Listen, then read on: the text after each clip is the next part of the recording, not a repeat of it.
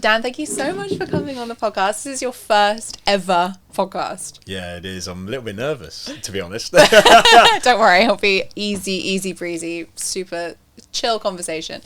So obviously I know who you are. We've been speaking for a while on social media, which I think is the most incredible part of building a personal brand, but we'll dig into the propaganda later. But we met through social media. So to people that don't know you, do you want to give us like a bit of an insight into from childhood to now? What's your journey been like? Of course. I don't know how exciting it would be, to be honest. So I think from childhood to now, it's a big question, right? I think growing up, I always, if anything, wanted to be involved in sport, which I'm not really involved in as much anymore. So I think like a lot of lads when they're young, wanted to be a footballer, rugby player, all that sort of thing. And I played every sport you could possibly imagine. So most of my childhood, I was very fixated on doing that. Little did I know, I think certain things that I suppose happened as I was growing up. Mum and dad always struggled quite a lot with money and whatnot. And obviously years down the line I'd get involved in finance, but I didn't know it at the time, which is quite interesting. So that followed through really right until the point of when I went to university, and I was never particularly academic. So I think what's quite interesting now is a lot of people assume because of what I do, that stuff like that comes naturally to me, but it certainly doesn't. It takes a lot of hard work and effort that's gone in along the way. But I went to university, studied business. I ended up doing that just because I was actually keen to go and play football at Nottingham Trent, and they had a good business school, and I thought I could get the best of both worlds. But studied business for a few years up in Nottingham, and then I think at the time we were going through a bit of a crisis in the economy. I think we always are, to be honest, aren't we, at some point or other. So I decided to stand and do a master's, and that was really daunting because I had not necessarily been particularly good at school. That was a real challenge. I think that was my first huge challenge, and I really struggled. Somehow managed to come away with getting a first in it in the end, and that is where I started developing kind of what I would class as the work ethic I have today, because I was staying up till all hours in the morning, and I had to. I was forced to at that point in time. And then obviously came out of university, got stuck into finance. While I was in university, what was interesting is I studied a whole range of, I suppose, different interests in business. I did a bit of marketing, did the finance side, and when I came across investment, that, I suppose, piqued its interest the most to me at the time. If I'm being honest, I think it was because I thought it was a bit like gambling.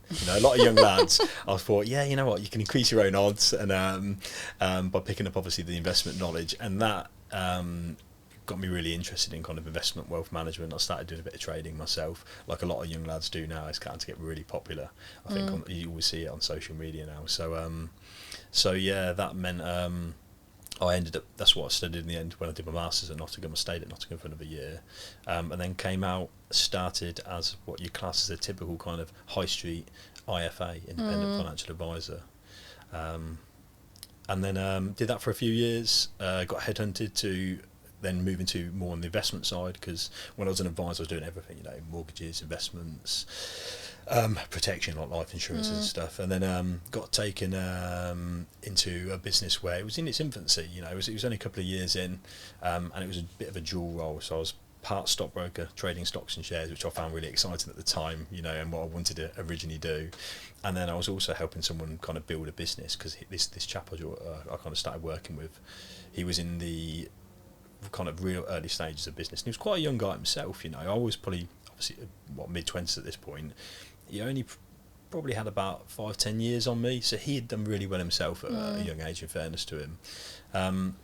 The good thing about that experience on reflection and it massively contributed to where I am today, is because it was really challenging. I was doing the day-to-day job as a broker, I was acting as an advisor and seeing clients as well as trading the investments behind the scenes, and I was helping the business grow and develop its marketing strategy and train new advisors, bearing in mind I was only 5 years into my career myself.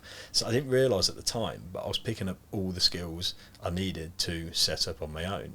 And then that's exactly what I did. So when I hit probably I think I was about 30 at the time, so about 5 years ago, that's when I thought, you know what, I'm just going to go for it, set up on my own. And 5 years down the line, it's crazy. We're now in Dubai, expanding offices here in the Middle East. It seems a bit surreal still. So I'll try to shorten that as much as possible. No, it's an incredible journey. I want to pick back up on a couple of things, but the first thing I want to pick back up on is you saying that you working for someone else gave you the skill set to basically start and scale your own business. Because I can really relate to that. Because when I was employed before founding Clout, I basically worked for a private equity company, and they noticed, and with my help, that there was a huge market for people wanting my expertise in personal branding, because I'd already started building my personal brand but just wasn't monetizing it. And so we came up with this idea of doing workshops, and I obviously had these inbound leads coming in. I would then go and deliver the workshop, tweak the workshop, write all the collateral for it, but I wasn't getting paid for it. I was just helping the company make more money. And like you, I was behind the scenes, helping developing the marketing plan for the company, helping understand how financing works and how much headcount versus revenue you need to make and the cost of sale and all these things. And at the time, I was kind of a little bit begrudged, I guess, at the beginning, being why am I doing all this for someone else? Until it dawned on me that I could pick up all of these things and then go and start on my own. So at what point did you kind of go, oh, light bulb, I can go and do this myself? And the kind of secondary question to that would be, what advice would you give anyone who's in a similar position, who's just working their guts out for someone else and wants to do it on their own, but they're not quite ready yet? Yeah, I think before I answer that, I want to ask a question which might help if I'm answering. Okay. Yeah, because when you were picking up all these skills, was it because you were getting asked to do that, or you were doing stuff proactively outside of your role as well? If I'm really honest, it was because I was proactive. Yeah. I've just always been so interested in just stuff. I'm such a curious person. It might seem like nonsense to other people, and I'm like, oh, that looks really interesting. I want to know about that. So I get really deep into things. So, good example. I got really obsessed with fossils, and I was like, I need to know everything. That's the first I've heard of that. Yeah, I have a fossil collection at home. I love it. I've got megalodon tooths and teeth and all kind of stuff. But I got really interested in that because I was like, isn't that amazing that we have artifacts from hundreds of millions of years old? How does that happen? What is the process? This, that, and the other. And I'm exactly the same in my career as well. So if I want to learn something, I'm I want to know everything about that. So the CEO that I was working with, I was really, really fortunate that I had, and we're still good friends now, an employer who was just really up for me doing kind of whatever I wanted. So when I was like, oh, I'm interested to know how you work out salaries and what, how that equates to cost of sale and how that equates to the kind of revenue to bring into he was fully okay and being transparent of how they work things out. And, I never forget what he said to me. And he didn't say this in context of me starting my own business, but he just said it in a really flippant meeting that we had, but it stuck with me always. He said, if you can make he was like, listen, this is how you work things out. If you can make 100 grand doing something in a year, you can make 1 million. If you can make 1 million, you can make 100. And he said, all you need to do is just work out how to scale what you're doing in that 100 grand revenue year in order to be able to get 100 million. And I was like, that is really profound. It's just about scale at that point. So yeah, I was just very lucky, I think, that A, I was just curious enough to ask, and B, that I had an employer who wasn't trying to gatekeep their information. They were more than happy for me to get involved in kind of whatever I wanted. I think the key there is you having the flexibility to be involved in more. And I think that's the big problem more than anything, Amelia, is sometimes people who don't have the access to get involved in more things, I suppose more roles, responsibilities outside of their role. And I think the key thing for me is I did it's so similar to your story, I wanted to be involved in everything. I wanted to know everything, and I genuinely wanted to push the business forward. I wanted the best interest for the business and for me, and I saw them as kind of almost linked, which they should be. Obviously, it doesn't always work out like that. I think the turning point for me though was after about 5-6 years, I could see there was kind of restrictions, caps on my potential in loads of ways. So there was things I wanted to implement into the business, like marketing strategies, a great example. And I couldn't just do it my own way, and I was so confident in my ideas and what I could bring to the table. So that was, I suppose, a frustration. Capped with obviously earnings. I didn't understand kind of the potential that I could earn if I set up stuff on my own. But also, one thing I really liked was trying to mould the culture while I was there. So a lot of people came to me for advice, a lot of the employees. And again, I was restricted, because I wasn't the business owner. So it wasn't really my place to turn around and say, you should do this or can't do this or whatnot. And what was I suppose the real turning point was the culture thing. You know, the business was going down a certain avenue which I couldn't really identify with, is the nice way to put it. Without saying too much more on that, it was a case of you know what, I'm going to have to kind of leave and set something up myself and develop a business that is in line with my own values, my own morals, and what I believe is right for both employees and my clients who we're looking after moving forward. I think it's so interesting you said that, because I think a lot of people, particularly now, and I see this on TikTok all the time, people are like, my toxic employer. And the thing is, I always say to people, like, are they toxic, or are your values just not aligned? Because you can join a business at one stage of their growth and of your career, and your values can be completely aligned. Like, for example, we're a startup at the minute, right? So there'll be people in my business right now who are loving that startup life, and it's just chaos and there's just stuff everywhere and it's awesome. But as we grow as a business, our culture will change. And some people might not be aligned with that culture anymore, not because they're not good people or we're not a good business, but because we've just changed. We're just different people. We've grown in one direction, they've grown in another. And I think there is a conversation that needs to be had just generally, although it's not necessarily in context to what you were saying. It sounds like the values misaligned and maybe some other things too. But there needs to be more of a conversation with people of like, you do know you can choose something different. Like, you don't have to stay with an employer you don't enjoy. You don't have to go with an employer that makes you work in an office or makes you work from home, whatever. You have a choice.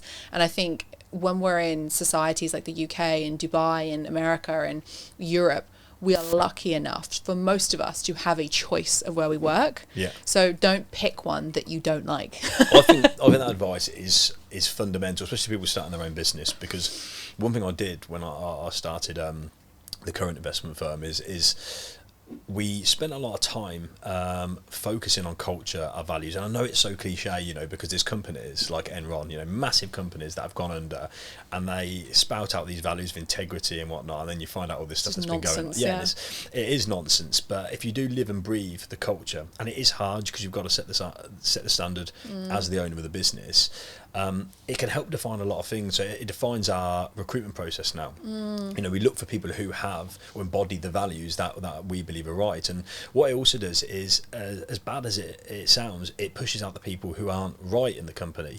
And we've had a couple of people in the last couple of years. I mean, we've got a really good group of people, and we've got a very low turnover rate. But there's been one or two people that have left in the last kind of 5 years or so, and it's all been on good terms. But I just think they weren't necessarily in line with our culture. And if you have, I suppose, that open, honest conversation with them about it, it makes it a bit easier, because they don't have to work for you. You don't have to necessarily employ them. Yeah. And I think it's best for everybody involved. I always think, like, when someone quits or you fire them, it's not because they've done something wrong or you've done something wrong as an employee. No, not necessarily always anyway. But it's almost like, it's not working for one of you, then it's not working for both of you. Like, if someone feels like they're doing too much and not being remunerated for it, it's not working for both of you. If you feel like that person's not performing at the level that you expect them to, no one wants to do a bad job. It's not working for both of you. So I think there needs to be more honesty around, you know, performance and what employees also expect from their employers, instead of everyone just sitting kind of crouched in the corner complaining about what this person's doing, what this person's not doing.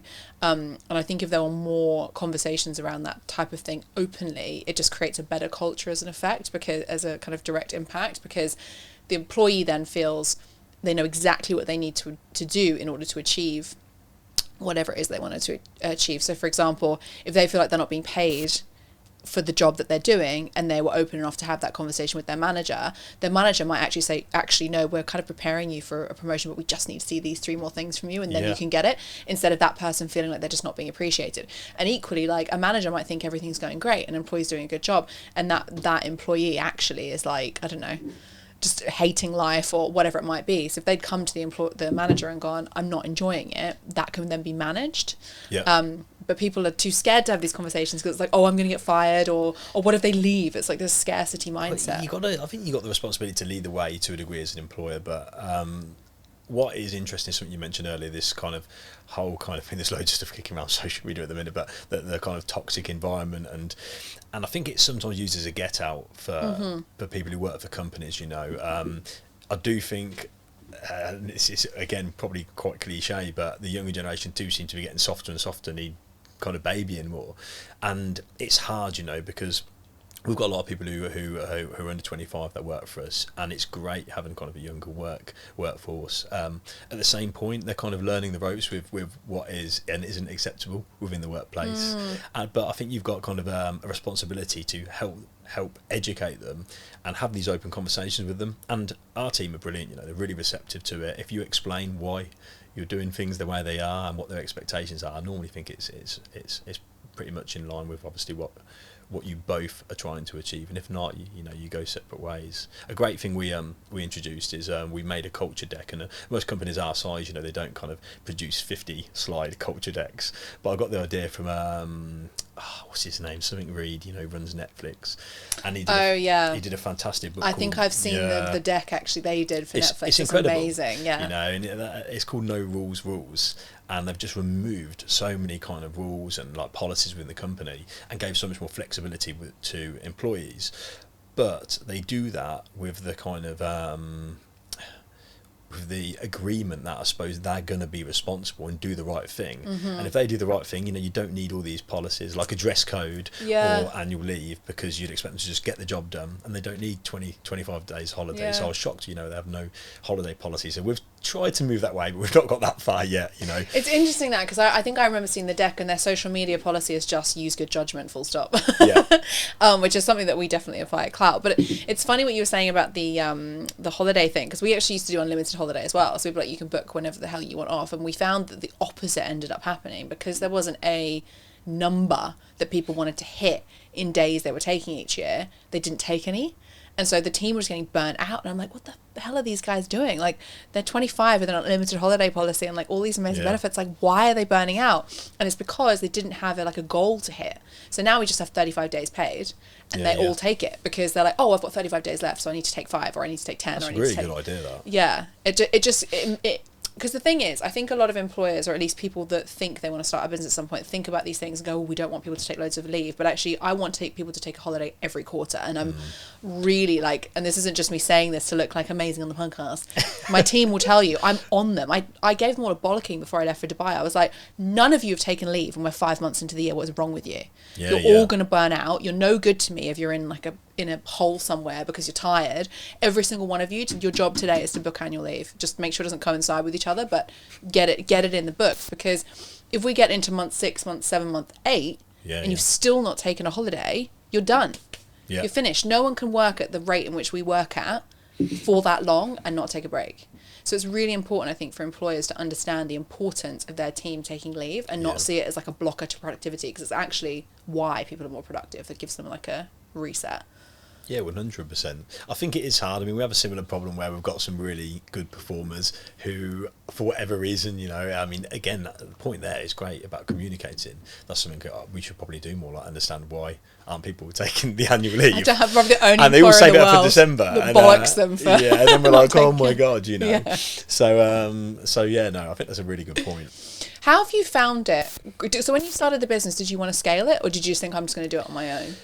I definitely wanted to scale it because I really enjoyed mentoring and training new advisors, and I love seeing people succeed. And it's probably one of the reasons I do what I do. I help people protect their wealth. So seeing people accomplish their goals, dreams, retire earlier, I love that. And it's the same with the staff and our advisors that are coming through. So I was really keen to build a really good business, where people love to come and work. We've got lovely offices, nice and airy, loads of glass. The advisors, we try and do loads of work, like training them, bringing them through, and starting to see them have meetings, and become successful in their own right is really rewarding. So I think that the plan to scale has always been there. It's weird because I didn't have and I normally do for most things, a very definitive plan. I think I just came into it and thought, you know what, I could have get up to a team of kind of 20 odd people in the first few years. That'd be a huge accomplishment, and we're just getting there now, which is, I really just can't believe it sometimes. I still walk into the office and I'm like, oh my God, this is going quick. There's a lot of people. And then we've gone from this office in South Leicestershire, to expand into the Middle East and to Dubai, which still is, I suppose I'm in disbelief sometimes. I am and I'm not, if that makes any sense.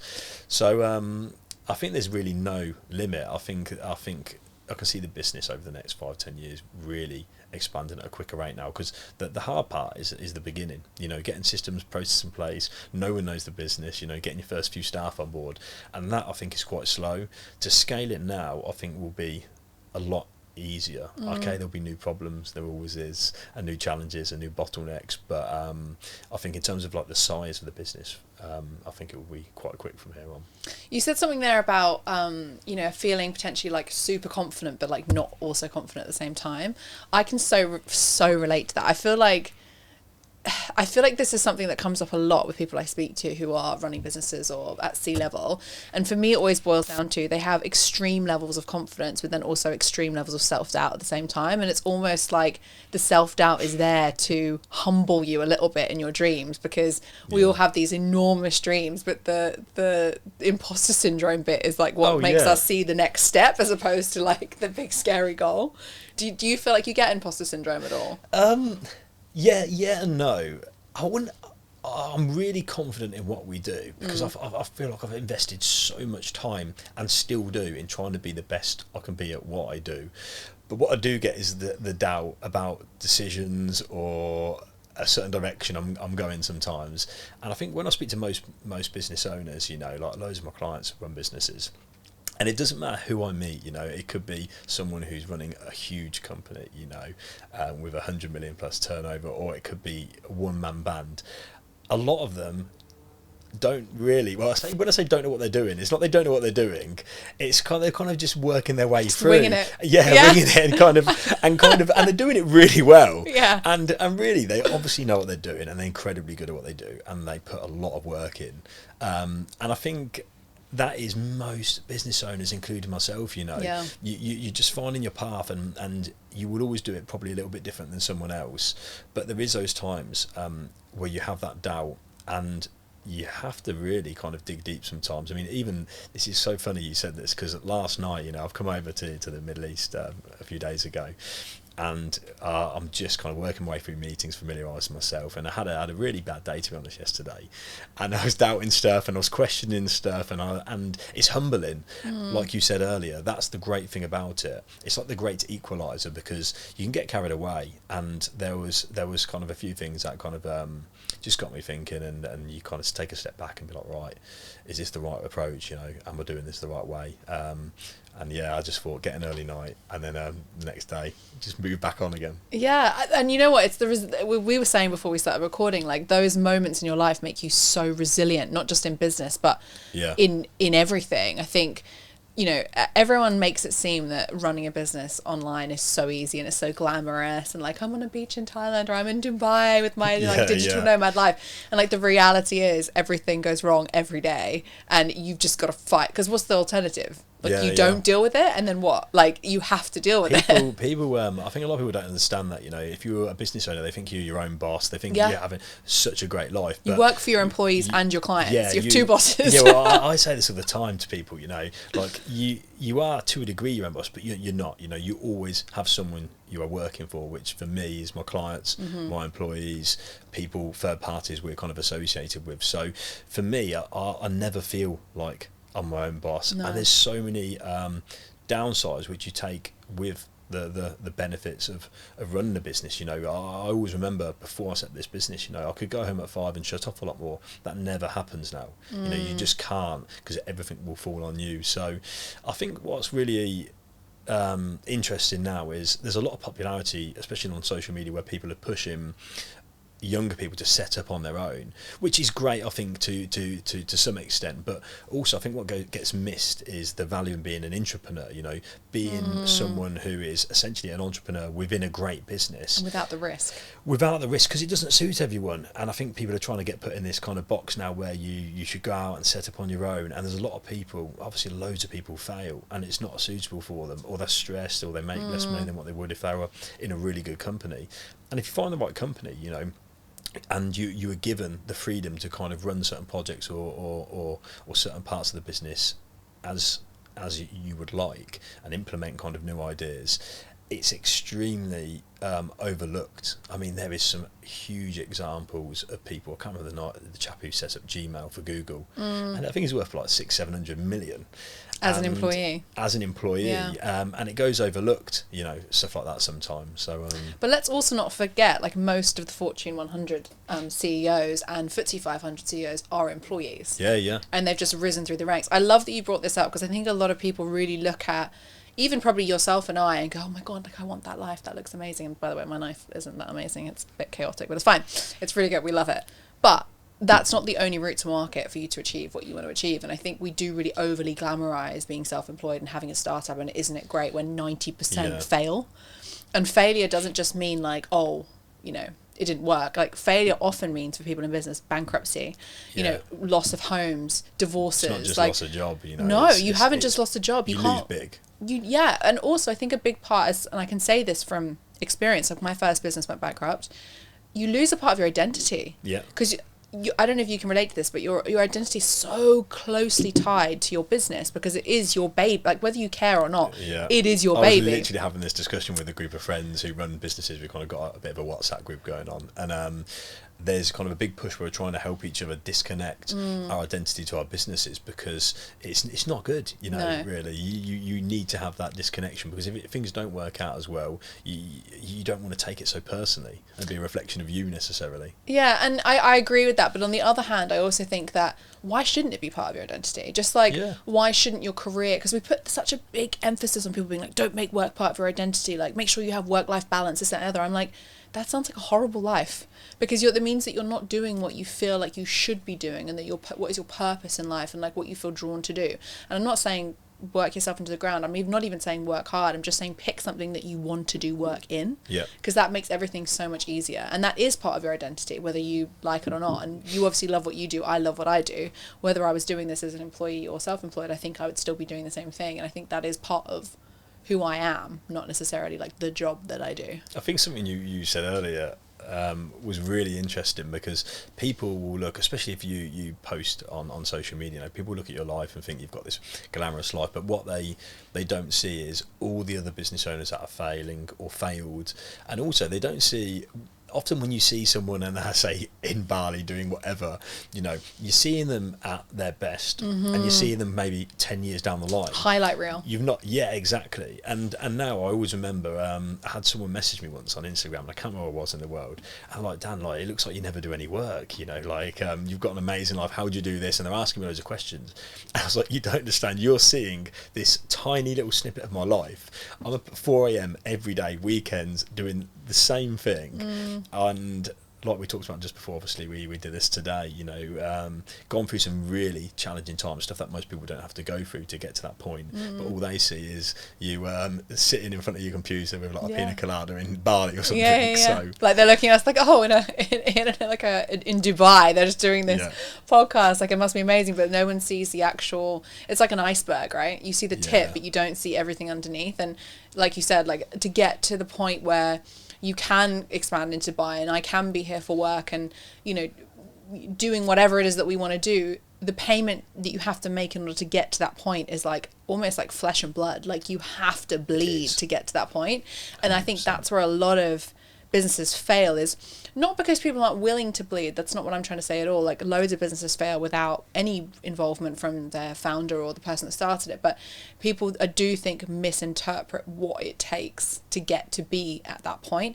And I'm not even close to where I want to be. Like, I've just started climbing the ladder, and there's a long way to go. But I do feel like the effort and the blood that I'm bleeding now will pay off long term. But I'm willing to do that because I believe so much in what it is that I'm trying to build. I think it is underestimated what goes in. And I look back, and I've been doing this, I've been in my career probably like 15 years now, and I look back at some of the stuff I've done, and I know 99% of people wouldn't do it. And I always remember someone said something once, and it must get thrown around a lot, but it was like, if you want extraordinary results, you need to extraordinary effort. Yeah, exactly. And that's so true. You know, you've got to do a lot of things that most people aren't willing to do, and do it all the time, whether it's picking up a phone to someone you don't necessarily want to call, or multiple people you need to call, or getting up early, or showing up when you don't feel like it. It's very easy to not do that stuff if you work for someone, you know, phoning sick or whatever, but when you run a business you have to turn up.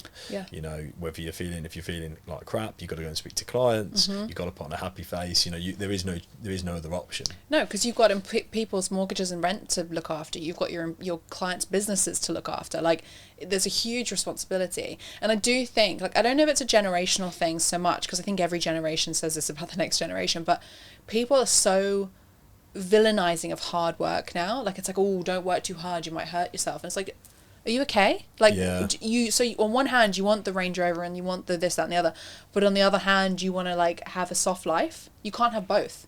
Have the soft life, that's fine, that's great, that's good for you. I wish I was one of those people, because it would make my life a heck of a lot easier, I can tell you. But I want that. And if I want that, like Cristiano Ronaldo, Messi, do you think they were like, oh, training's finished, better get home? And they see the good life now. He calls himself a mental coach, but he's not a mental health coach. He's like a, hey, like kind of like David Goggins, sort of like sort your shit out kind of person. He's a British guy. I can't remember what his name is. But he always says to me, like, risk isn't expensive, it's expansive. So, I know. I was like, oh, that's cool. I have to use that somewhere. So now I've used it. You should have mentioned it with him. Yeah. Risk is expensive, not expensive. And what he means by that is people spend so much time worrying about the expense of the risk. Like, what is the downside to it? Like, what's going to go wrong? Like, oh my God, what's the worst that can go wrong? And what they should be thinking about is what's the worst that can go wrong? Like, what's the best that can happen? Like, what's the upside versus the downside? It's expansive, not expensive. And I was like, oh, I believe that fully. That is true with so many risks I've taken. You know, if you take it and it's calculated, a lot of the time the downside, the risk isn't as bad as you think it will be. It's never as bad. But the upside is huge, and a lot of people I think are unwilling to take the risk with a lot of things. And a lot of people I know who are highly successful are so because they've just taken that bit more risk, whether it's leaving a company or going to another market or whatever it's been. So just a fuck it attitude. So you just got to go for it. Yeah, it's funny. You always like we're talking about like being a fuck it attitude. Like I feel like you mentioned earlier about a lot of people you speak to, they're kind of winging it and not really.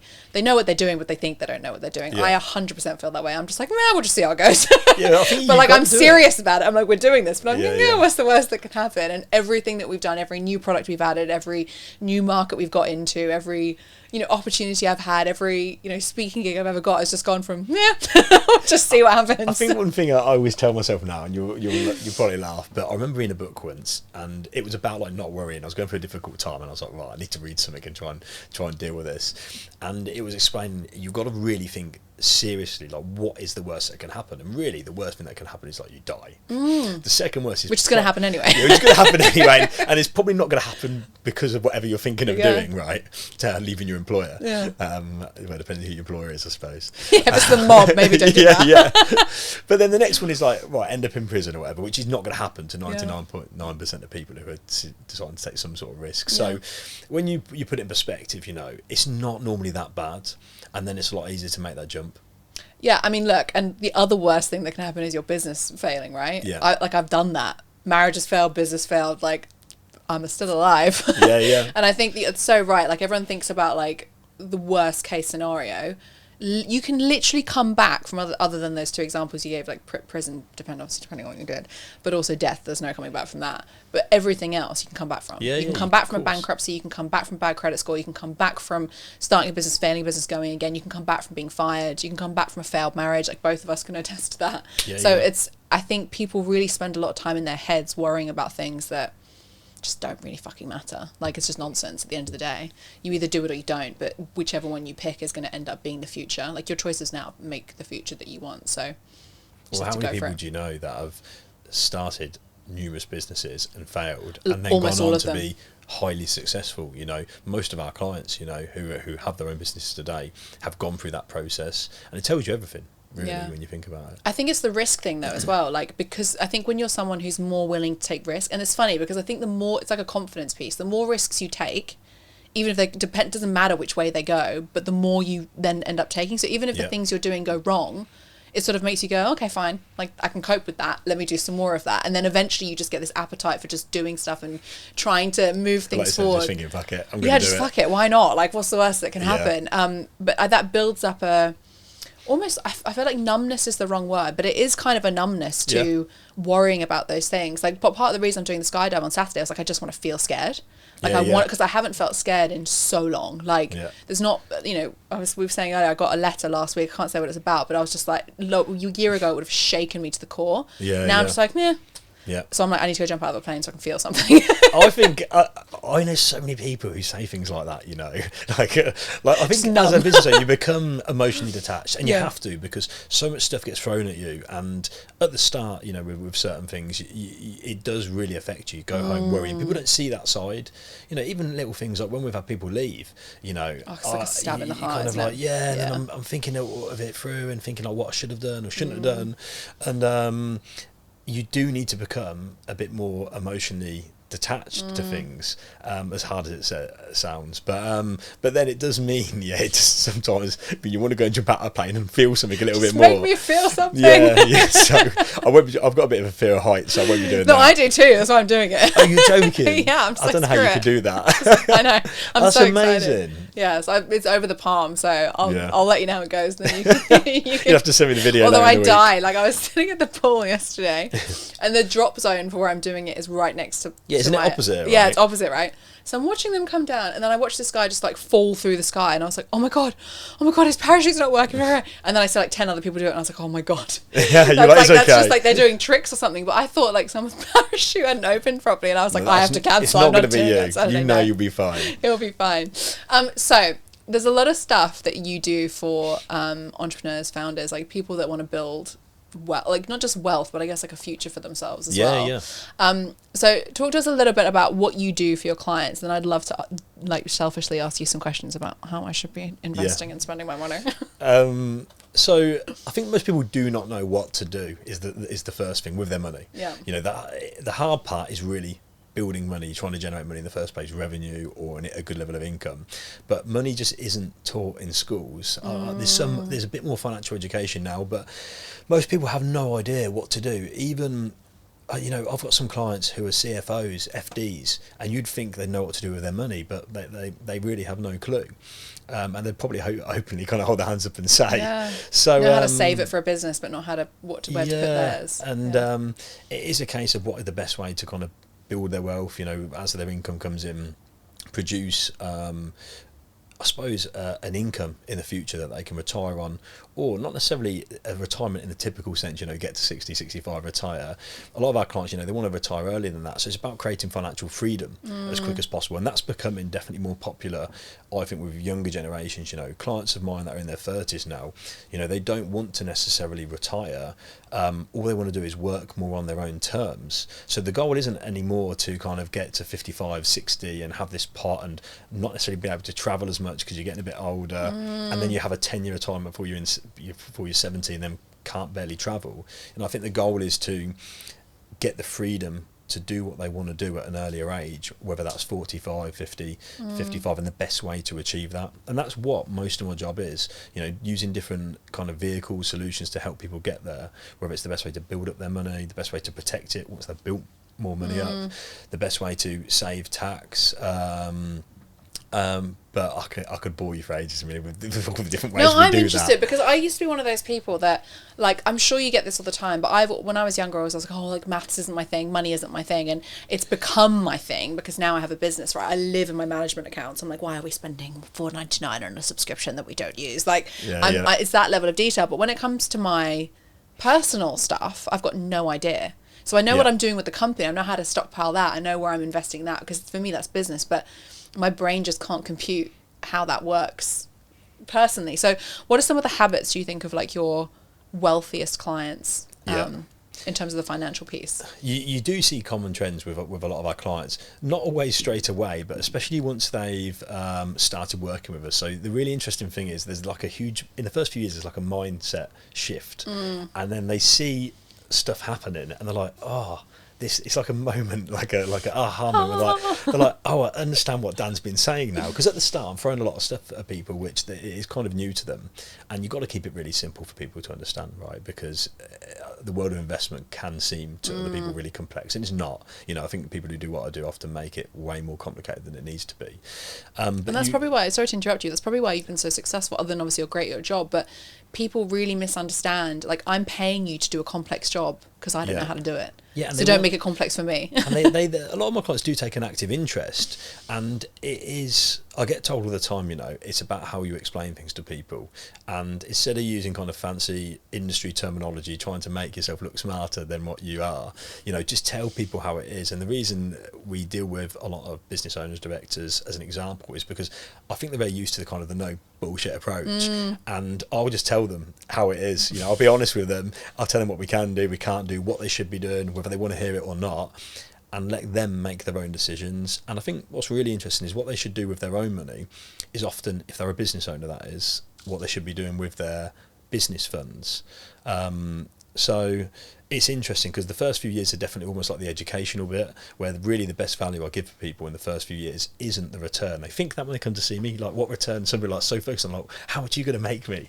But it's not about that. You know, it's about really me empowering them, giving them the knowledge. And the more I do that with them, Amelia, you know what, it pays dividends to both of us, because their expectations are in line. If they ever get approached by our competitors, you know, they can see through all the crap they might get told by other people, and I'm sure there's some very admirable competitors out there, but I just arm them with the knowledge, and what that means is they understand it, and then they get to their goals a lot faster, because it almost all starts to kind of all the ducks get in a row. Yeah 100%. So what are some of the habits of, like, highly successful wealthy people, do you think, that, like, people could take away from this? Okay, so the good thing is, the best thing about doing my job is you meet really successful people all the time, and you learn, especially at a younger age, what you should and shouldn't be doing. I think the biggest habits I see that a lot of successful people do, there's some things that sound so simple when you say them out loud, like getting up early. Most of my clients get up early, before 5 or not much later than that. I think there's, I heard this the other day, and I never heard it before, but it's so true. And someone said once, like, an hour in the morning is like 2. Yeah, because later you're in the so day. productive, aren't you? And yeah, I mean, I've been getting up for about 4 for some time now. People think it's crazy, right? Do you go to bed earlier? Yeah, 100%. Yeah. And there's madness behind this. No, I fully agree. I get up at 5, and when I'm at home, obviously it's a little bit different now, but I normally get up at 5 and go to bed at 9:30 the night before, so I still get a decent amount of sleep. But if I don't wake up at 5, I feel like my day's messed up now, because I've lost between 5 and 7, I would say, is my, like, most productive time. Yeah, you're supposed to be most creative as well. Yeah. Serotonin levels are high, like, you're doing a good job. Yeah. So they get up early, sorry to interrupt. So it's a game changer. And I remember I didn't kind of just one day start waking up at 4. You know, what people don't realise is I can't remember why I started doing it. I read something somewhere, and I started getting up at kind of like 6, which meant I was getting to work, and I was like, oh, this feels bad. You know, I'm not walking through the door half asleep anymore. And then I pushed it forward. And now, you know, when if I get to work at, say, 8, you know, I've been up for 4 hours, and say 2-3 other hours I've probably been working, because I've gone gym as well before, but it's the equivalent of probably doing 6 hours in a work day, because no one's kind of bothering you, messaging you, there's no emails, you're so productive. And that is a game changer, because people cannot compete against that. You know, I always imagine duplicating myself and competing against the Dan that gets up at 7, and the compounding effect, and this goes for money as well as habits with successful people, the compounding effect it has over time is staggering. Like, even a year of doing that. So discipline. And what the funny thing about it as well is, a lot of habits that make people successful are habits you need to do in the morning and get up early to do. So reading, for me, I mean, like I said, I wasn't academic, and I've never been great at reading at all. It takes me ages to read a page. Not as much now, but it used to take me ages to read one page. And I just started reading 10 pages a morning. That was my commitment to myself. And it'd take me probably like 20 minutes, depending on the book. And then I just got more into it. And then now I do a book about a week, I would say. Yeah. And I consume everything. So whether it's marketing, psychology, my own field, investment, I don't really read a lot of fiction and whatnot, but I've been told I should be. I don't either. I'd rather watch a film if I was going to do that. Yeah, I agree. Because I think a lot of people, and I'm not, this might be wrong, but my observation is a lot of people read fiction to like escape.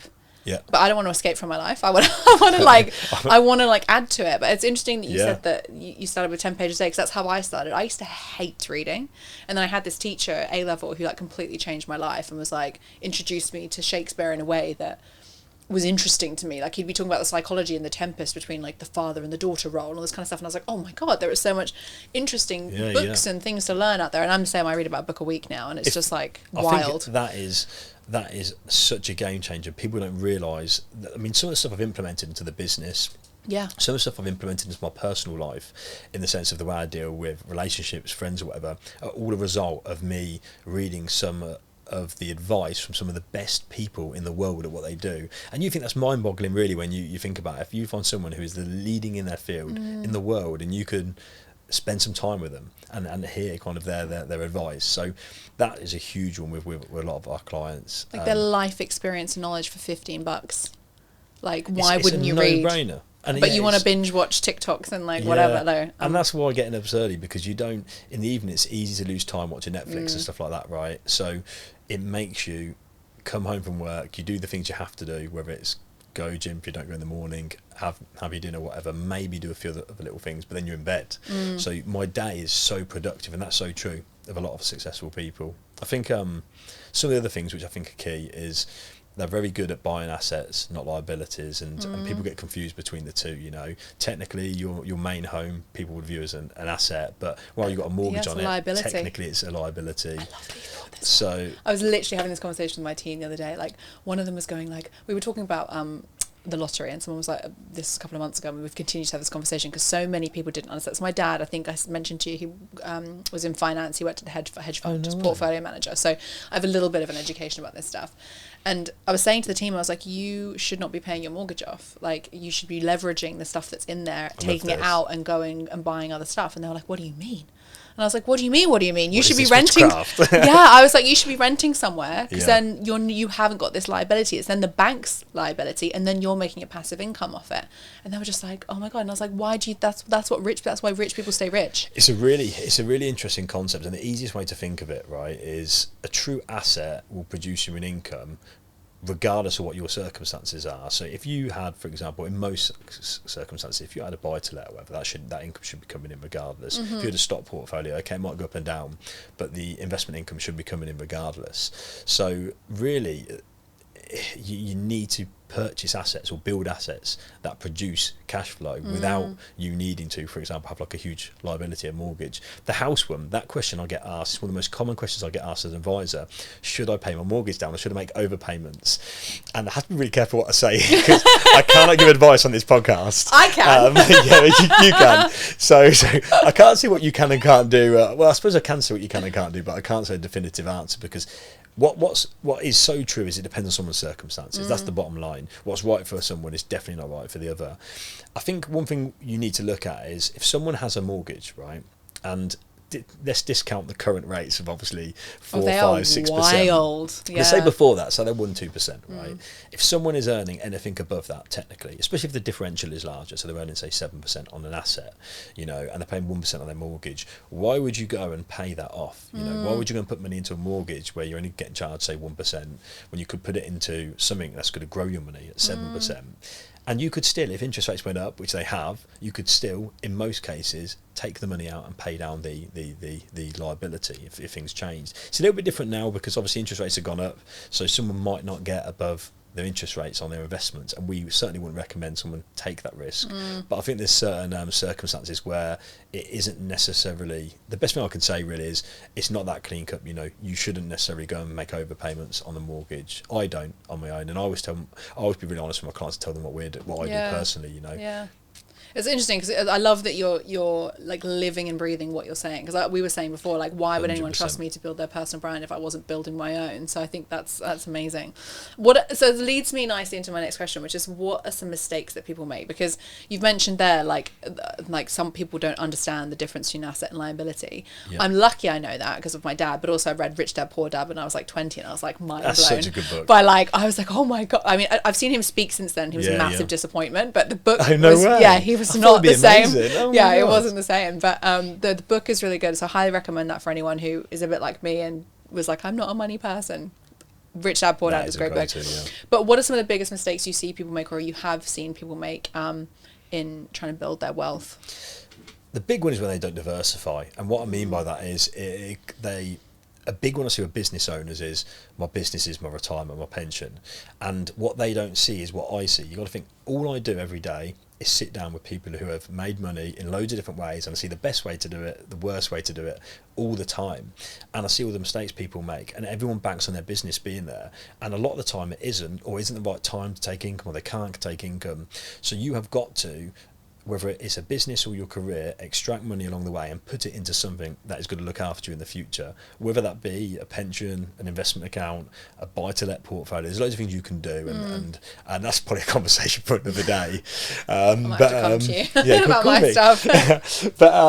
But that's why people like me exist. You know, if you say to me, Amelia, I want to live off this amount of money 10 years from now, or I need this amount of money so I can have more freedom, so I don't have to work as many hours, I've got to get you there, and I'll tell you the quickest way or the best, most suitable way to get you there.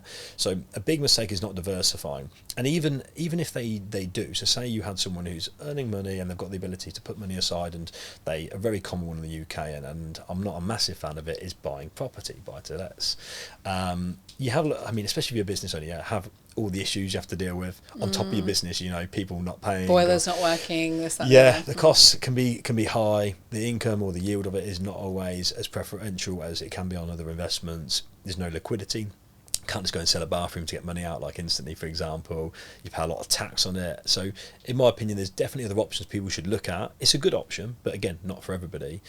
But in that example, there'll be people I know who will build up a property portfolio, and all they'll do is buy one house, and then a few years later they might buy another house. Or there's people who have hundreds of houses, and then they don't do anything else, so they're all exposed into, say, property, and then they've got their business, or they might not have a business, say they're a kind of director of a big company, it might just be property, and they have nothing else, so all their future is kind of banked on just one asset class as it's known. So the diversification piece is a huge mistake people make, and what ties into that is not creating alternative sources of income, passive sources of income. So in that example, the property is one, for example, but if they set up an investment portfolio, it could be two. You know, you can look at different ways to keep building up these different pots that are diversified, so if anything happens, one's always going to be paying or hopefully paying a better amount than the other, and that's the big one, you know, the mistakes of not having alternative sources of income. I'm glad you brought that up, because I think that's such a key to your financial freedom as well. Like, obviously I'm no expert in this, and I'm just starting at the point, I'm just at the level now at 32 where I'm like, okay, I have some cash I can move around and put in places and start building that wealth, if you like. I feel like that in the UK, I feel like the word wealth is such an icky word. It's like, I can't talk about money. But I'm just at that stage now, so I'm so glad that you agreed to do this, because I think I can learn a lot from what you're saying as well. But I think the financial freedom piece is really interesting, because my thought process, I have 2 children, all my money is in the business, like literally all of it. If that goes down, I'm fucked. My brain is like, okay, well, if that goes down, but I had these things going on, then at least I have something else. And then if that thing goes down, then I've got clout. And if I don't have, like, so the it makes a lot of sense in terms of hedging your bets. And I know it's hard, you know, I hear that story all the time. There isn't like an endless pot of money where you can just be like, you know, I can run the business, I can expand the business, I can look after my family, I can also buy some property. I appreciate people don't have the ability, but it's starting off small. And again, having, you know, we talked about kind of the habits of being consistent. That is so true. You know, even if you were putting money aside slowly, and in your case as a business, you know, you could be funding like a corporate investment account, so you know, have a bank account in the business, you know, it's just an investment account, and you don't necessarily need to take it out in case you need it in the future, but you could be building up a pot within the business. Now if you built up that pot to a certain amount, I mean, it's different for everyone, but say you built it up to 100k, 500k, whatever, technically you could produce not a bad income off it. It might not be the sort of lifestyle you want today, but it's a bit like a pension, and it's an alternative to, for example, taking out the business and putting it into a pension. So yeah, there's lots of things people can be doing. It's just, I think, again, another mistake is people just sometimes don't seek advice. And I love asking my clients this question, like, why haven't you? And the answers you get are hilarious, you know. I think it's a mixture of not knowing and lack of education, you know. That's a huge one. The other one is skepticism as well, or the lack of trust in the industry. And I think that's a huge one, you know. And clients need to know what they should look for in an advisor, in a firm, and that's, I think, really hard for them to understand. There's so many options out there, and I think a lot of them don't know where to start. The trustworthiness thing is really interesting, because I think we said either when we were recording or before we started recording, there are so many people on social media now, like, invest here, like, you know, I do trading, this, and they're selling courses to teach kids how to do trading. And when I see that, it makes me so nervous, because that tells me that there is a whole industry of people who actually have no idea what they're doing and are probably doing 100%. Day trading, and are getting people's money to do that. And I'm like, this is a massive bugbear of mine. It's like such a good topic you brought up here, because what's really hard is people can't distinguish between, say, what I do, some people, and someone who's day trading or doing forex or whatever, or crypto. And one thing that's really good to know is building wealth is not sexy, and it's slow, and it takes time and being consistent. It's like Warren Buffett, doesn't he always say, it's like, I'm a billionaire because I've had my money on these things for 50 years. It's so true. And although some things have moved on from kind of his principles, a lot of them do play out today. And what's really hard to see, especially when you work in the industry on social media, is it's becoming really popular to invest, especially with a lot of the younger generation now. And there's people kind of selling these courses who aren't regulated, you know, on trading. And I know end of traders down in London who work for major investment banks, I'll happily say this on this podcast, who lose money all the time. And it's not necessarily their fault. They're getting instructed by clients to place trades, do this and that, and they are just traders, so they're paid to just do the job, you know. They're brokers, that's it. They're not advisors like myself, for example, so they're not necessarily going to turn around to the clients and say, don't do that, you know. It's an instruction basis, essentially, execution only, as it be known. So that's quite hard, and a lot of these young lads who are getting into it, or even not necessarily young lads, like anyone, they'll put their money into something, and they'll pay. It'll be a scam, you know. They'll pay out a bit of money, they'll think they're kind of making some more money, they'll put some more in, they'll lose everything, and then when they actually meet someone who could give them proper regulated financial advice, they will either have been burnt in the past, or they would have heard someone, you know. It's always like, oh, my neighbour lost his money doing this. Yeah, my best mate, my sister, and it's always, you never hear, well, I won't say never, but it's rare you ever hear someone lose money in investments when they've had a fully diversified portfolio. Like in some of our portfolios, you know, there's hundreds of positions all over the world in different industries, sectors. So although I can never say to a client, it's guaranteed you can't lose your money, it's pretty hard too, because the biggest risk really to an investor is the volatility, their money going up and down. The risk of loss, if I asked you, you know, imagine if I put some of your money in 500 different companies all over the world, not just companies, maybe property, bonds, different asset types, right? What's the chances of all of them going to disappear overnight, you know, on the same day? And bearing in mind there's like HSBC potentially, Microsoft, Apple, all sorts in there. Do you think there's a probability really of that happening? It's near enough an apocalyptic scenario. And if it did happen, your money in the bank, wherever it is probably gone anyway. Yeah. And people just, when they have this explained to them, they're like, oh, right, okay, it makes sense. And when they look at what happened with someone they know, they're like, oh yeah, they put all that money into crypto. In crypto, yeah. I'm like, it's not the same. What we do is not the same.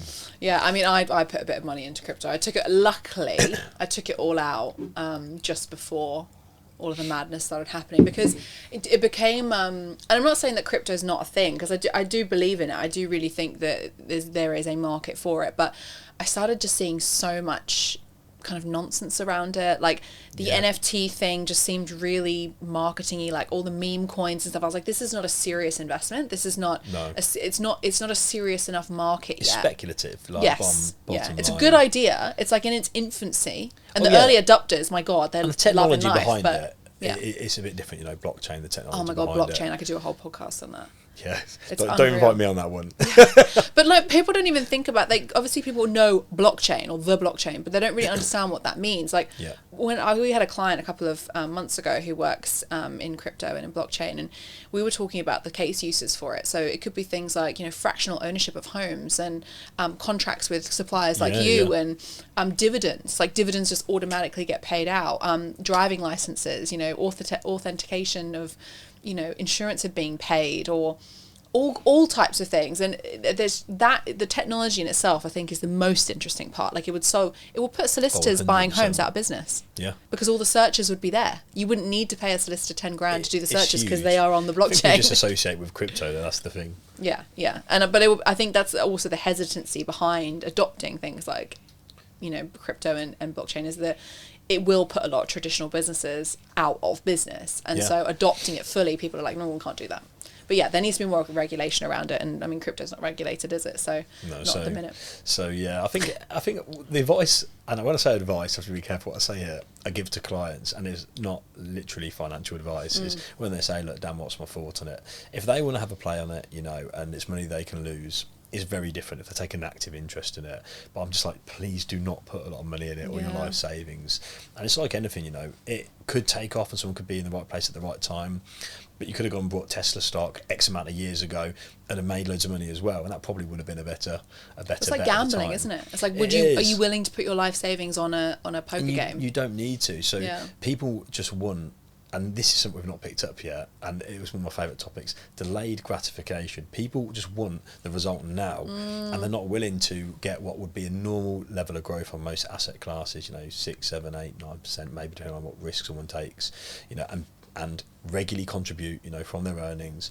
That is the way most people have built wealth. Most of our clients have. They've just been chipping away constantly and haven't doing the right things. The scary thing really is most people, the younger generation now, and a lot of my friends say in their 30s, right, have no pension. And I was nearly going to put a post about this, because it's actually something that does keep me up at night. I meet people every day who started pensions when they're 18 and they're in their 50s and 60s, maybe older, and they still don't have enough money to live off, because they're either not funding them enough, or they didn't take advice. They didn't go and see someone for 20 years. You know, they've never reviewed it, and they wonder why it's not where it should be. And yet there's people now in their 30s who don't have any pension or anything at all, like no business, like they're just working for an employer, no savings, and they don't understand that you can't catch up. It's almost impossible past a certain point. You imagine, even if you're shoveling 50% of your wages in, which people can't do, you know, it's so hard. So people understanding, I think now, I wish there was more financial education for younger people to say, look, you need to be putting into something, and not just doing the bare minimums, you know, like 2, 3, because pensions aren't sexy though, Dan. I know. I'm going to find a way to do it though. No, but I agree, because I'm one of those people. Like, I only recently started taking that seriously, and I only started taking it seriously because it reduced my corporation tax. Yeah, that's my if I didn't know that, I would have been. Yeah, the guy was like 40 grand a year. I was like, okay. Yeah. But I wouldn't have known that if he'd not brought it up. So yeah, I think you're right. And also I think I'm lucky also that, again, like, my father had such a big input in my sort of financial education when I was younger. I've had an ISA since I was, you know, 18 or whatever it is. So a lot of people don't understand that either. No. But yeah, and I think I read somewhere, I think it was 250 quid a month you have to put aside from the age of 18, and you don't have to increase that amount. It's just 250 quid every single month. You end up with like 1.5 in your pension. Yeah, because of the compound interest on it. Yeah, it's wild. But then it increases dramatically by the time you get to 30, it's like you need to put away like 5 grand a month in order to catch up to the same level as someone who's been doing it for 250 quid. It's mad. I see those illustrations all the time that kind of show people the difference, and you just can't get the same result. So it's never too late to start also to clients, because sometimes they're like, oh, should I just not bother now? You know, I've got to 40. Like, oh yeah, I love that attitude. I could die anyway, no worries. And I'm like, no, definitely start, because like it will it's make like a diet, like you eat one bad thing and you're like, oh, screw it. Just order them at McDonald's. So yeah, I think that's something that does worry me, because I think we're going to have a huge situation on our hands 20 years from now, and I don't know if there'll be the state pension available anymore. You know, I certainly won't rely on it, so you're going to have to put provisions aside for yourself. So who knows what's going to happen. I think just on that as well, I think a lot of people think about pensions and like and their future savings and think it's just they have to put away so much money, but I think it's £10.27 a day is 10 grand a year. Yeah. Which is, it's nothing. It's like your coffee in your Starbucks. Yeah, what people don't realise is you get used to it. So, of course, if you started putting in, even if it was 50 quid a month, for some people, obviously, it's a lot of money, you know, and initially they're going to see it gone. But like any bill or anything you pay for a month, you do get used to it. So, and that's what I try and do with a lot of clients, whatever their budget is, and that won't cause them any financial difficulty. I'm like, start with that. You can start, stop, increase, decrease it at any point in time, and try and get used to paying that out, because there's no one I've ever met who's come into my office and said, oh damn, I wish I didn't save all this money for retirement. Oh no, all that money, I wish I didn't they have all it. think, oh, I wish I'd done some more, you know, I wish I put a bit more away. And they all say the same thing. And it's hard, because as an advisor, I've never been the sort of guy who tries and, as much as it's a part of everyone's role, sell and convince people to invest. I know it sounds odd because it's what I do, but I just tell people the truth. And if they want to invest, they can. If they don't, they don't. But one of the downsides of when I suppose when I started advising is I didn't want to put pressure on people to invest, because I didn't want them to think as well I was putting pressure on them because it was for my own gain, which now I've learned is not the best approach, because I need to push people to do it and make them understand why it's so important, because if they do not have what they need in retirement, that falls on me, and I take that seriously now. So I'll try and work out what they can reasonably afford to do and just guide them. And if they don't take the advice, you know I've done everything I can to try and get them where they need to be, but some people are really receptive, others not. And so some much. people are not. That sounds Everyone like my is clients. wants to be a client. You know what? There's a massive mental shift in a client's attitude once they've been on board a year or two. The difference between a new client and someone in a couple of years is phenomenal. Which leads me really nicely into what so for people that are listening to this who perhaps are in a position similar to your clients, like you're dealing with CEOs, directors of companies, etc., who are probably earning a decent amount of money, but also tips that could be applicable to people who are perhaps earning like 30 grand a year or 25 grand a year, whatever. What are 3 things that everyone should be doing to kind of start that mindset shift on creating kind of wealth? Yeah, I think the principles are broadly the same regardless of what you earn or what level of wealth you are. I think the big thing is just people living within their means. No one does now. I don't know if it's social media. No, oh no, it 100% is. We used to have to keep up with the Joneses. Now we have to keep up with the freaking Kardashians. And it's not realistic. And those people often end up or are broke. They go broke trying to impress other people, which is crazy when you think about it. So they sacrifice tomorrow, you know, or financial freedom to show someone they've got the latest handbag today, which is crazy. So people don't live within their means, whatever level of income you've got. And I think you really should aim to put 10% roughly of your earnings aside. That's a really good rule of thumb for people, and that sounds like a lot to a lot of people, but then you've got to take a serious look at your life and where you're spending your money and try and not live up to whatever's coming in. And then when you do better, in the sense of earn a higher wage, you know, if you get a pay rise or your business is doing better, you don't then increase your lifestyle along with it. And that's the big mistake people make all the time, you know. So I think that's a really big one. I think then identifying like what you can put away. So make sure you're living behind your means, put away, and then put into the right sort of vehicle that's suitable for your specific needs, goals, whatever. So whether you take advice, try and do it yourself. I mean, I'm always going to say that people should take advice because you're going to get the value from most people, I'd like to think, from taking advice. And whether that's like what you've done, really, you know, put into an ISA, put into a pension, that will be completely dictated by your circumstances. If you're younger, you might not want to tie your money up in a pension because you can't access it. I think that's the best reason why you should. Well, it is. It does people a lot of favours. Inaccessible. Yeah, so it's getting that habit of saving regularly is one of the biggest things I think people can do. Seeking advice, living within their means.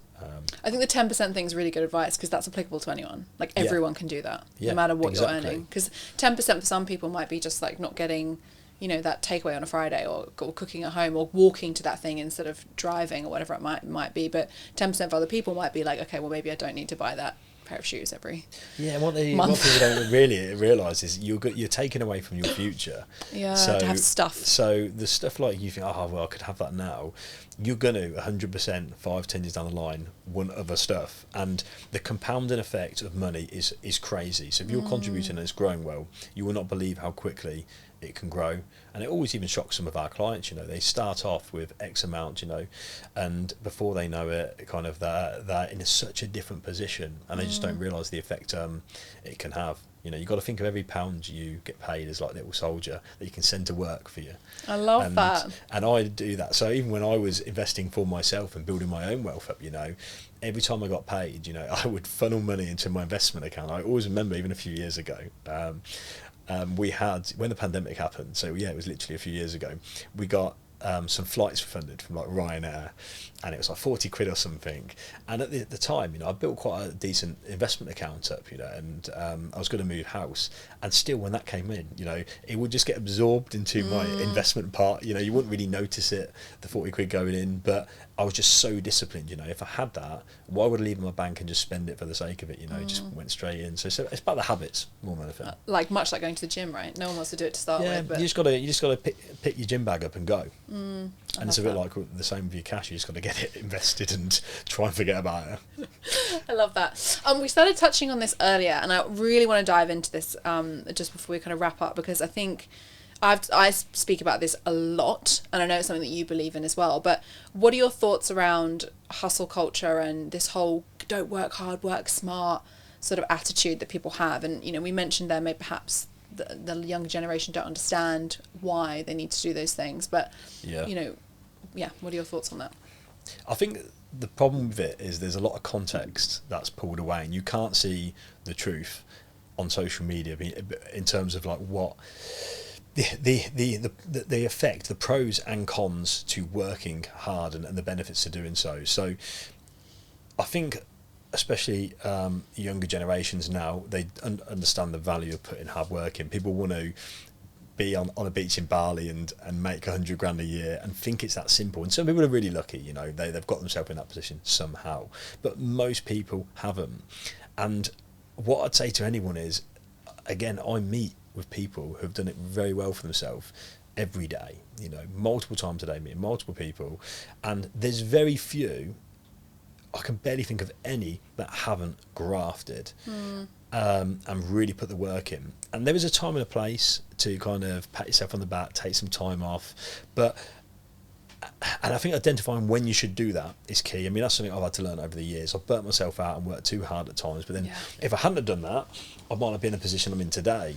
But I think learning when to look after yourself, the self-care bit, is the right time. And when you're younger, you know, and you've got the energy, I don't believe really, I mean, it makes me sound so... Get back on the treadmill. I think you should be putting the time in, because when you're in your 20s, you have very little commitments. A lot of people might not have kids yet, they might not be married yet, they've got loads of energy, and you need to get out there and smash it while you can, because you get into your 30s and obviously you're going to get a bit more tired. When you're into 40s, you're never going to have the same level of energy, so you have such a small window to set yourself up for the rest of your life.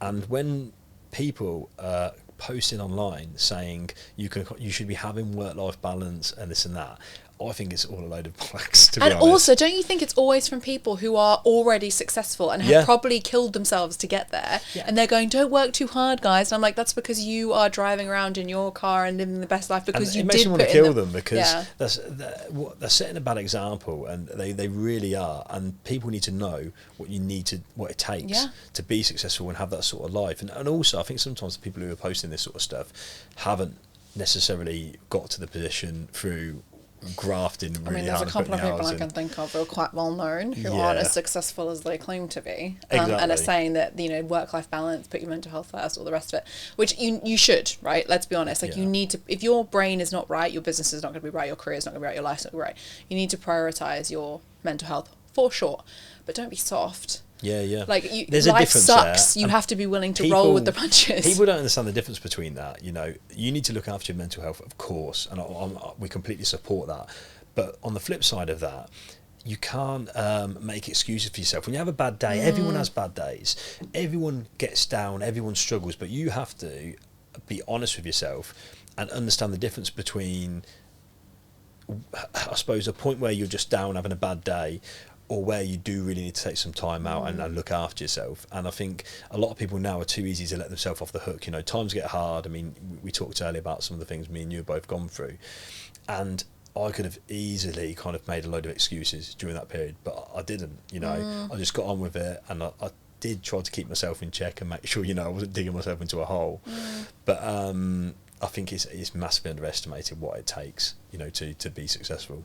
I think it's massively underestimated, but I also think once you're in it, you're so much more capable than you think you are. Yeah. Like as you said, we were speaking earlier about some of the stuff we've both gone through, and when you say it out loud, you're like, oh my God, that's a lot. Like that's a lot for one person to deal with. But when you're in it, you're just like, just get on with it. Because what's the alternative? You don't.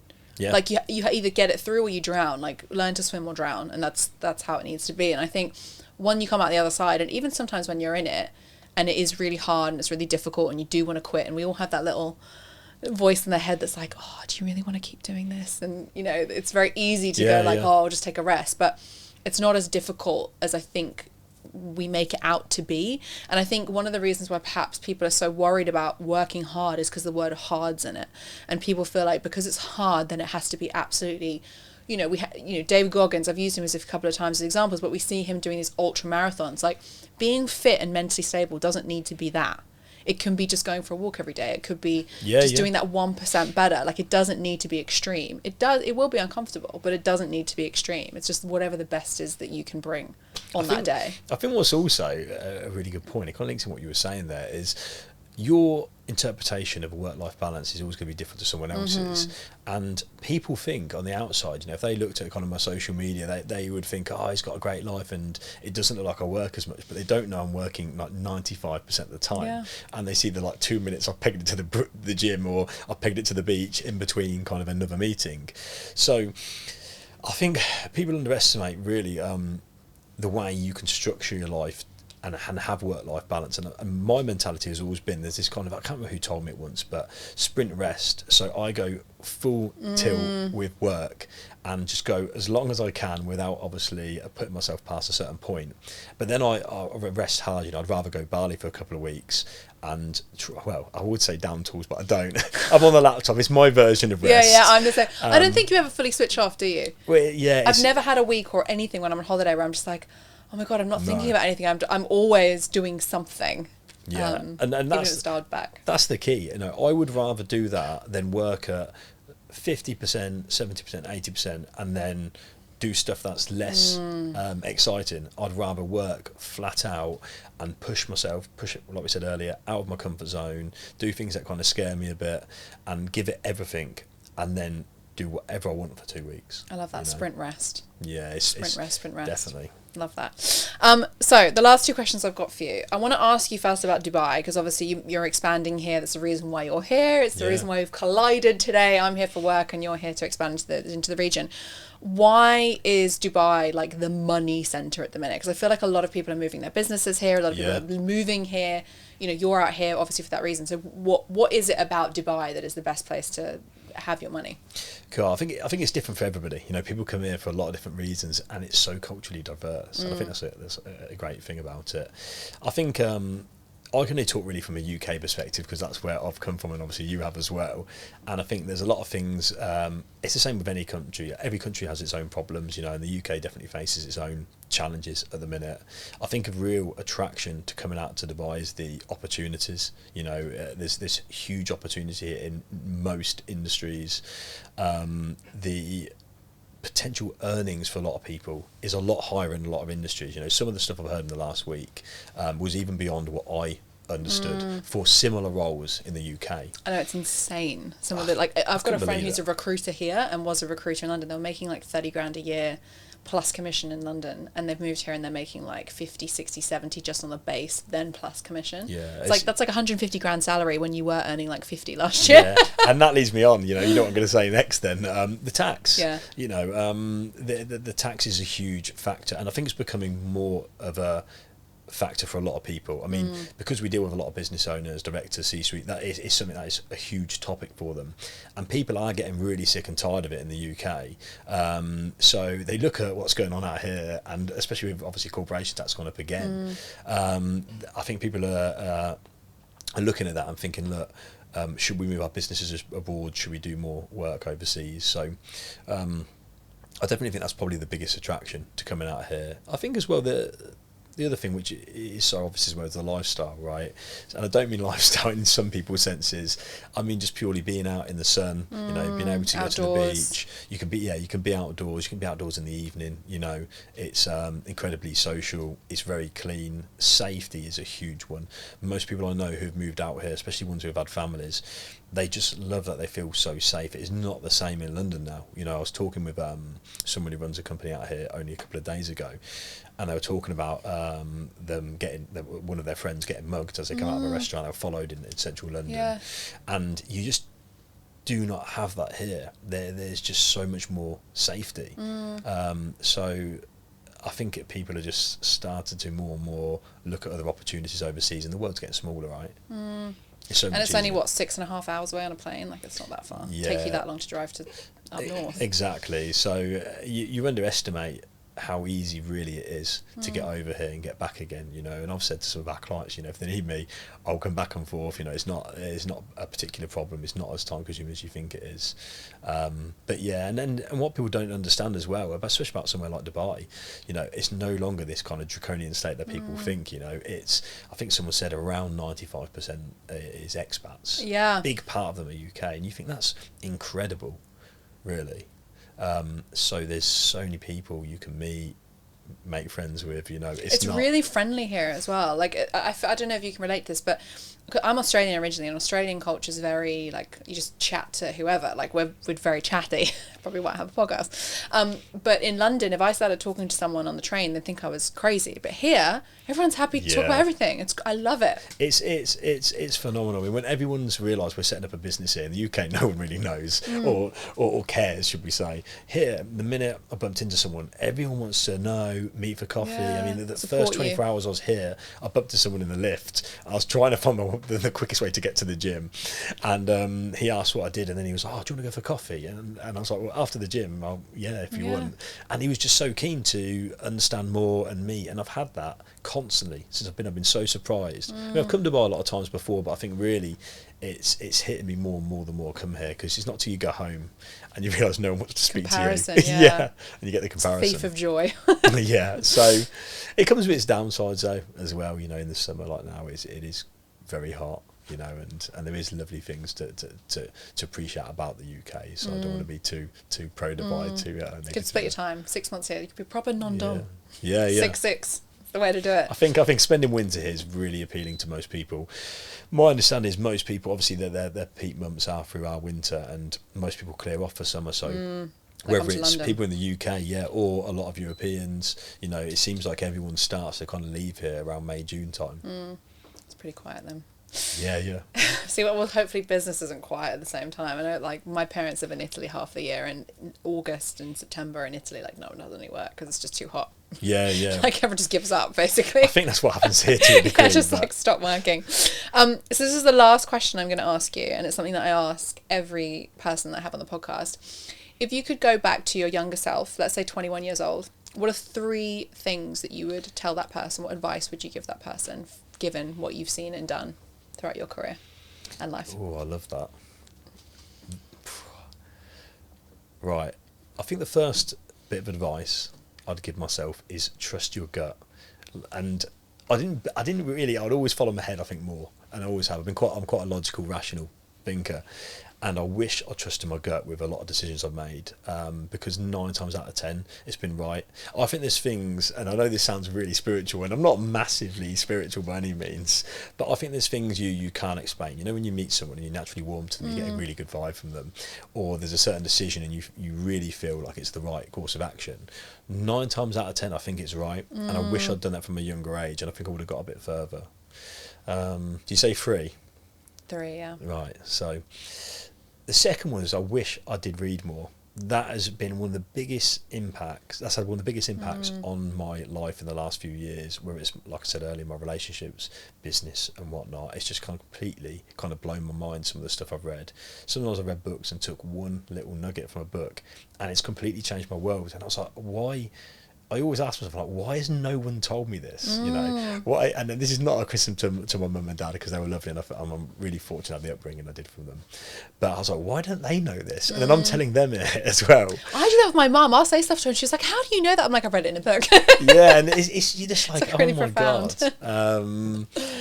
I think the third thing would be, I've always been quite good at this, but I wish I was better at it earlier, is really not caring what people think, and being in your own lane, just doing what you want to do, because I think no matter what you do, there's always going to be people who won't support you, won't like you, especially the more successful you become. You know, it takes its toll on you. You lose people along the way, and often no fault of your own, and you become a bit more thick-skinned. And that's one thing we didn't talk about earlier, is the price of being a business owner. It's lonely at times, you know. God, yeah. So I wish I kind of developed a bit of a thicker skin early and didn't worry too much about what people thought of me, but now zero fucks anymore.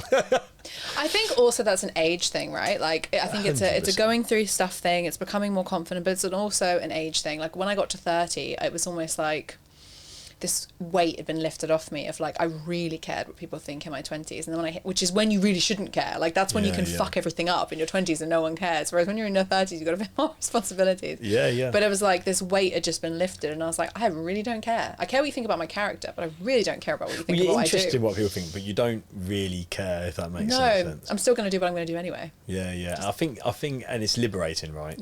That feeling, you know, where you start to really honestly feel that way. You just think, oh, it's like a relief. It's confidence as well. Yeah. And then that confidence allows you to be better in every other part of your life, I think. Yeah, 100%. Amazing. Well, Dan, thank you so much for doing the podcast. Finally, after 6 months, we've been talking about it. Thank you for having me. Yeah, well, I appreciate it. Thank you.